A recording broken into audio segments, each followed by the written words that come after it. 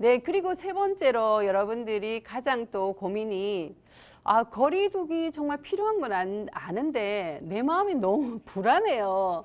그래서 자꾸 개입을 하게 되는데 그럴 때 어떻게 하면 되나요? 라는 그런 고민을 말씀하신 분이 있는데요. 네.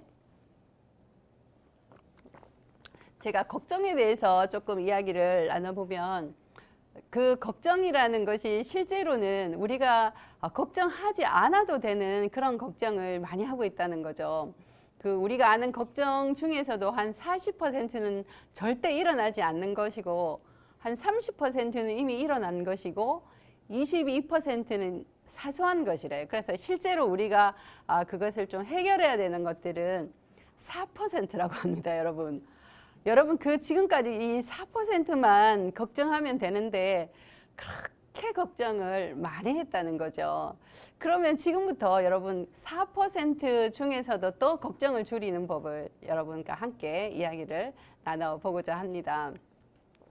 네, 이제 걱정이라는 것이 실제로 그 걱정이 아이의 걱정인지 나의 걱정인지를 한번 잘 살펴본다면요.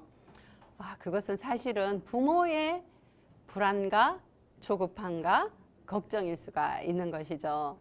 네, 예를 들어서 이제 저랑 친하게 지내는 선생님이 어느 날 저한테 교장 선생님 우리 아들이 정말 너무 말을 안 들어요. 학교에서 집에 오면 핸드폰을 끼고 사는데 거의 핸드폰을 놓지를 않아요. 그래서 어느 날 그 선생님께서 아이한테 야, 너 이제 핸드폰 1시간만 해. 안 그러면 내가 핸드폰 이제 뺏을 거야 라고 이야기를 했대요. 그랬더니 이제 아들이 엄마 제가 아침에 학교 7시 반에 가서 학교 마치고 학원 갔다가 열심히 공부하고 오면 몇 시입니까? 8시잖아요. 그러면 8시까지 정말 저는 열심히 공부를 했고 저는 엄마 말 안 들을래요. 왜냐하면 저는 지금까지 열심히 살았기 때문에 내 맘대로 핸드폰 할래요 라고 이야기를 했다고 해요. 그래서 교장 선생님 어떻게 하면 좋을까요? 라고 하시더라고요. 그래서 그러면 내가 볼 때 선생님 아들은 자기 스스로의 삶을 굉장히 책임감 있게 사는 아들이에요. 그러니까 당분간 한마디도 하지 말고 아들을 한번 지켜봐 주세요 라고 이야기를 했어요. 그랬더니 진짜 몇 달 뒤에 만나서 물어봤어요. 그래 아들 요즘 어떻게 지내요? 그랬더니 애가 핸드폰도 좀 덜하고 2학기 들어서 자기가 목표가 생겨서 반에서 몇 등까지 하려고 정말 열심히 공부한다는 거예요. 그래서 제가 그랬죠. 아유 그거 보세요. 제가 그냥 두면 된다고 했잖아요. 이제 그렇게 이야기를 했더니 네, 앞으로 이제 자기 그 선생님도 아이하고 조금 거리를 두고 좀 지켜보고 믿어줘야 되겠다는 그런 이야기를 하더라고요. 그래서 이 걱정의 본질이 실제로 아이에 대한 정말 불안 이런 것들이 누구의 것인지를 한번 알아본다고 좀 성찰해 보면 그것이 나의 불안일 수 있다는 것을 좀 잘 생각해 보시면 걱정이 그 아까 4%에서도 더 줄어들 거라고 생각이 듭니다. 네, 그리고 이제 제가 또 이런 걱정과 관련돼서 한번 또 부모의 역할에 대해서 말씀을 드리고 싶은데요.